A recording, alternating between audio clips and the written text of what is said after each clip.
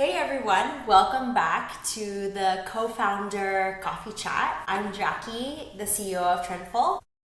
And hi, I'm Mailys, the CTO of Trendful. I have my cold brew this time, not a regular espresso. What about you, Mailys?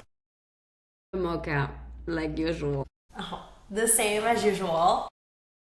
So if you're in the luxury resale business, you know that authentication is one of the most critical and sometimes controversial topics. Yeah, and buyers want confidence that they're purchasing a genuine product, and businesses need to protect their reputation. But it's not always straightforward how you can authenticate a good. Exactly. Counterfeits are getting better. Brands are introducing more complex security features. Resale platforms have to keep up with both things that are happening in the world. Yeah. So today, we want to dive into luxury authentication and how it works, the key players, and how technology is changing the process, because that's what we are obsessed about. Technology, how it makes it better. I know, just like how we're interested always in resale operations and how we can help with the resale operation side of things, this goes directly into that as well. I love hearing about new technology in general that's being offered for the resale market. And so before discussing the advances in authentication in regards to new technology, let's touch base on how that in the past authentication was mostly done manually by authentication specialists, or as we call them, in-house experts. So for example, when I worked at an auction house as a decorative art specialist, the specialist would work to authenticate the items coming in for consignment.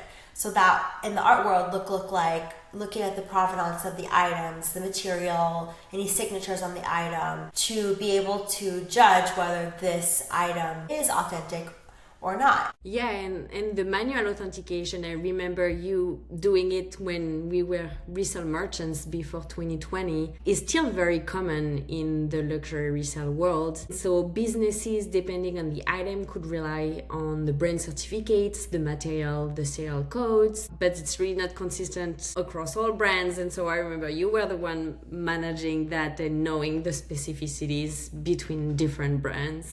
Yeah, I remember going over that with you, and that was I think that was even something that when you first started working, we went over and discussed this is what you need to look for with Louis Vuitton, this is what you need to look for with Chanel bags, and really going over them in detail to make sure that they are authentic. But this step away from manual is where third-party authentication services are coming in, which they're providing expert verification, either working in support of in-house experts, or they are there for companies that don't have experts that have worked years and years in the market and know the different markers that they should look for to see if something is authentic. Yeah, and the resale market has evolved, and before, so as you said, authentication was fully manual, and now companies that create the technology for authentication are relying on AI and machine learning to help speed the process. So that's very interesting. We have some companies that we have been talking with and that we know how they process, and they have built very great tools. Yeah, it's really interesting to see how with AI, I feel that the ability to help speed up and help the authentication process is really improving with AI and machine learning. I don't know if we didn't have that, I think it would still be somewhat of a manual process, or it would be much harder, I think, to help improve authentication without AI and machine learning. Yeah, definitely. Merchants now, seeing how our merchants have also gone through their authentication process with their product, because we have talked with our merchants or even visited their location, and some of the companies out there enable them to standardize their process and just go from a bag to another bag of different brands much faster. So that's great. Yeah. And I think now we can even talk a little bit about different authentication services that are out there. Specifically, there's Entrupy, there's also Real Authentication. And I thought we could break down a little bit the differences of what each authentication services kind of specializes in, how that could work with your company. So with Entrupy, they primarily specialize in designer handbags and now sneakers, and businesses use a special device that is sent to them when they sign up for their service to capture high resolution images. These device leverages AI and microscopic imaging to analyze material, stitching, patterns on the actual item. And then once the device scans everything, and I believe it can in real time be able to tell if it's authentic or not, you will then receive a guarantee from Entrupy, so you'll receive a certificate of authenticity. And then with Real Authentication,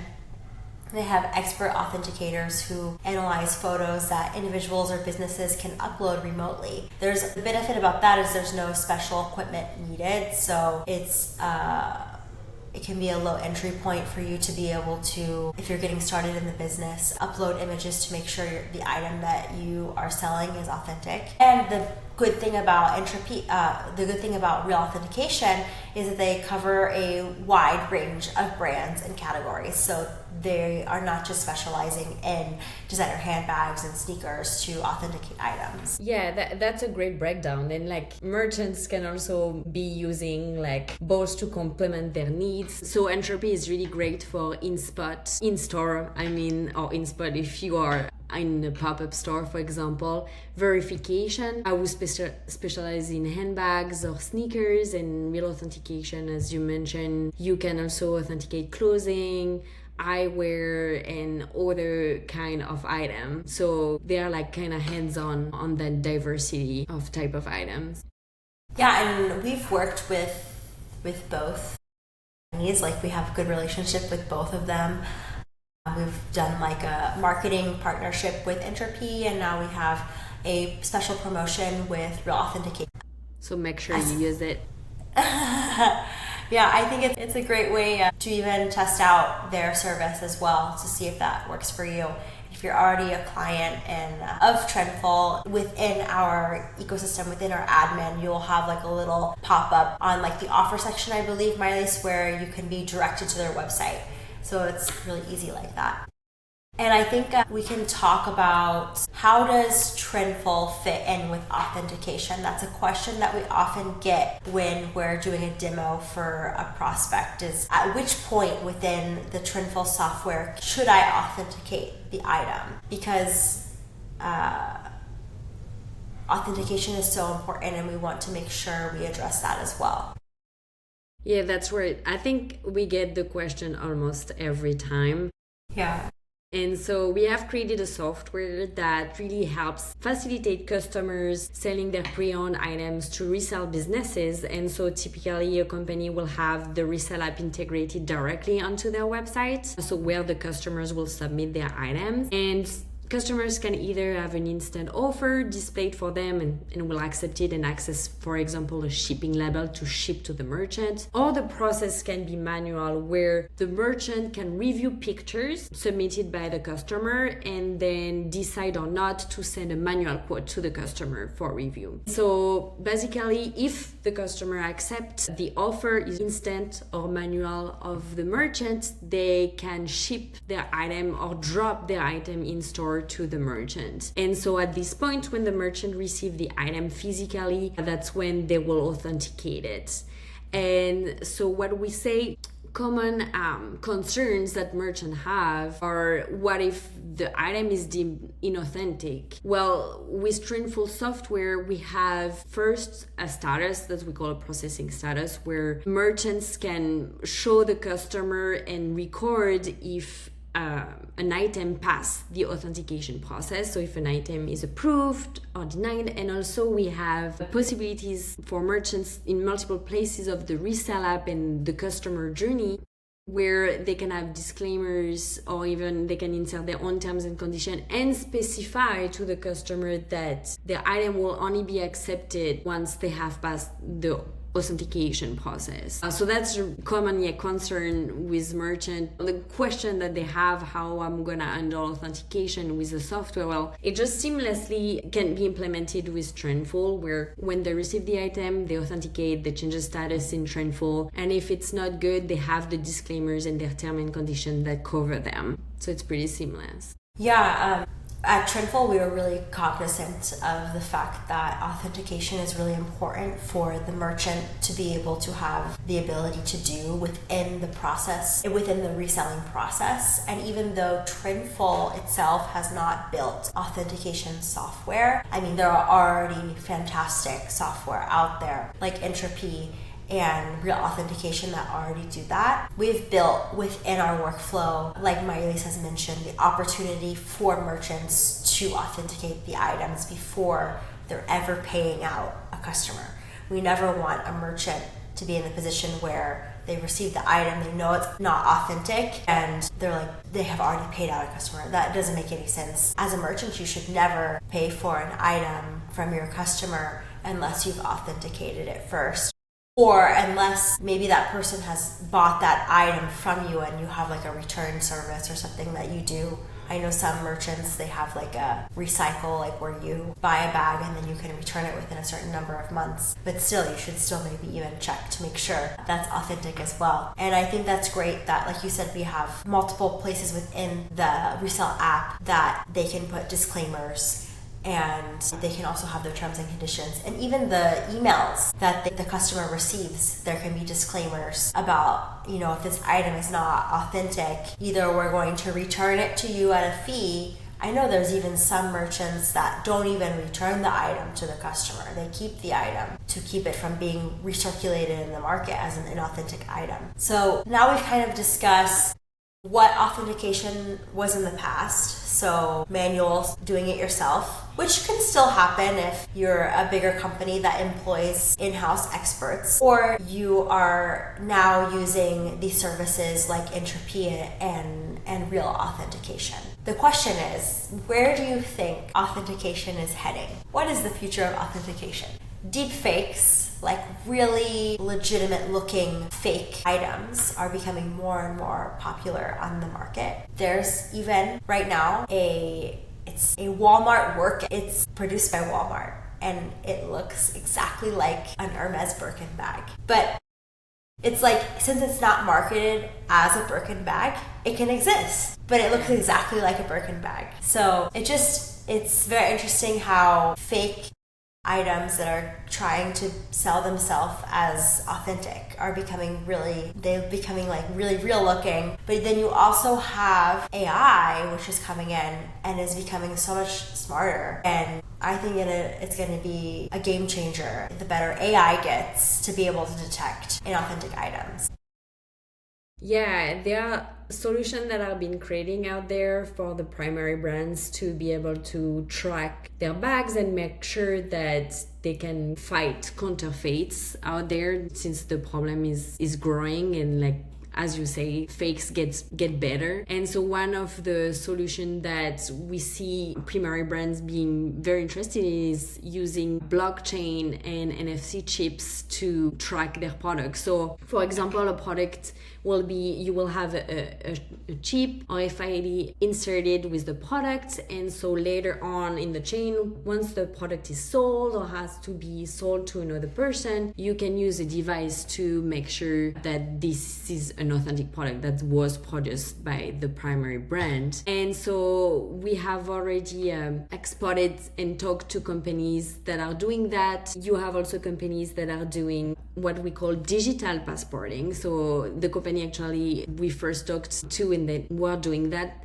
is called Ariani, and so they create digital passports for a product. So they have their own little documentation, and the only way is to transfer it, to own it, and then if you want to sell it, transfer it to the person you are selling the bag to. But you can't, because of obviously the technology of blockchain, you can't fake those digital passports because you can track back if it's an original passport or not. So they're using those kind of technology to be able to, if you have paperwork, We can verify it's legit paperwork or attach devices to the bags themselves to be able to track them. It's kind of similar to like NFT and like even like art. In the art world, they're getting into that as well.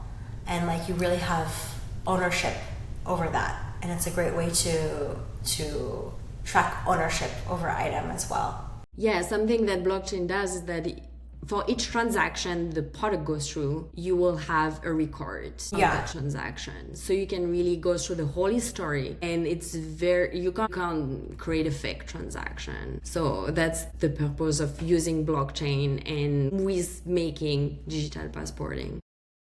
Yeah, I think having these digital passports, digital certificates from the very beginning could be a big game changer to the current luxury market, but also by extension, the resale market. But it makes me wonder, like, if now from this point on, merchandise is going to have this digital passporting, that's great. But there already is a huge influx of merchandise that's already in circulation that needs to have some sort of, in the future, blockchain technology or digital passporting connected to it. So like the resale market needs to have their step up and have their own digital passporting and not just have primary market brands. Yeah, something that Entrupy does for that, because there's also the whole controversy that primary brands won't want to recognize those products that are already on the resale market now. But something that Entrupy does is that they do fingerprinting. So once they have authenticated a product, they record images and specifics of the product. So if it goes back to their system again, and that, for example, you say, oh, this bag is associated with this certificate, but it's not the correct match. You just replace the bag with a deep fake. Well, they will use the data that they recorded, the fingerprint that they have, to make sure it is still the same bag. That's exactly like what is needed, like to have some sort of like record of the bags or even other merchandise that's on this market to prevent counterfeits from being circulated. I know it'll be probably impossible to prevent all counterfeits from being circulated in the resale market, but I think as time goes on and primary market brands recognize more that the resale market is here to stay and it doesn't diminish their bottom line, it actually enhances it, I think, and gives their products better like gravitas and notoriety by the fact that it's able to exist on the resale market. If they're able to recognize that, then we'll be able to extend into the resale market the same technology that's being built for blockchain and for the primary market. Yeah, I think it's moving there, but for sure some brands are like very quick on their feet and like are already creating digital passports. For example, some of watch brands do that already, but then other brands will have to wait, I think. I wonder if it's a male versus female client base. Like watch brands are very male based and bag brands are very female based. And I think maybe men prefer the digital aspect to the resale market where they can track things and make decisive decision. This is my ownership for the item, which with female women like buying bags, it's more like, I love this bag. It's so beautiful. The art behind it and everything. And it's less like this is an investment piece. Yeah, the motives behind the purchase can definitely be like different, which explain like why some services are not offered in some sectors. That might be. Yeah, well, we'll see. I know it doesn't matter the topic, but you and I could talk nonstop. So maybe we should wrap up this conversation with some advice. Like if you're a business just starting in resale, what is the best approach with authentication? Yeah, I think that the best approach is starting with a trusted service. So we mentioned Entrupy and Resale Authentication. Obviously, there are other services out there for authentication. And there are resources that list all of those authentication services. You can even reach out to us if you want like some resources and information sent to you. Try then to educate yourself, like learn about the brand hallmarks, the material, the serial codes, etc. And by using those trusted service and learning about the hallmarks of the brand, over time, you are probably gonna become somewhat of an expert yourself, and it's gonna give you a lot of confidence in carrying your business and authentication. And then for yourself and for the customers as well, have a clear return policy. So protect your business. Make sure that in your terms and condition disclosures for authenticity, make sure you have disclaimers on your website, or use the Resale app customizations to have those disclaimers shown. And then, make sure you communicate with your customers about like what happens if it's not authentic. I think those are really, really great and important points, especially the protecting yourself and your business from people trying to sell inauthentic goods to you. I would also say that another great resource, and someone that I know that we've talked to in the past, like you've talked to her in the past, is Deanna Thompson, creator of Closet Full of Cash, who has a great authentication guide for businesses and about getting started in resale. And she has a lot of resources on her website as well. Yeah, definitely go check her website out. And I think that was a great topic, and I think important topic to talk about for today's chat. I think that's a wrap on authentication and the different different services that you can use for authentication. I want to know, how does your business authenticate items? Is it manual? Is it real authentication? Yeah, we love to know, to have some data points about what merchants are doing out there. Definitely. And so feel free to like, subscribe, and we'll see you next week. Bye. Bye.